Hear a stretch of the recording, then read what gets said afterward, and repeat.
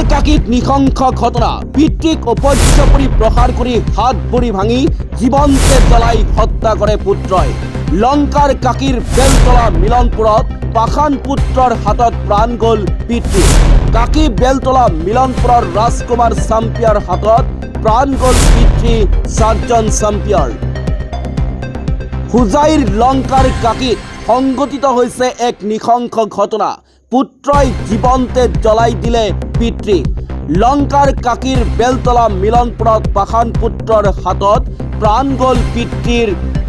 কাকি বেলতলা মিলনপুৰৰ ৰাজকুমাৰ চাম্পিয়াৰ হাতত প্ৰাণ গ'ল পিতৃ চাৰ্জন চাম্পিয়াৰ।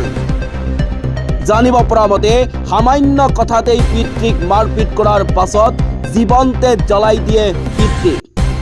পিতৃ চাৰ্জন চাম্পিয়াক হাত ভৰি ভাঙি জীৱন্তে অগ্নিদগ্ধ কৰি হত্যা কৰে পুত্ৰই। ইতিমধ্যে ঘটনাস্থলীত কাকি আৰক্ষী উপস্থিত হৈ আজি পুৱাই আটক কৰিছে পাষাণ পুত্ৰ ৰাজকুমাৰক।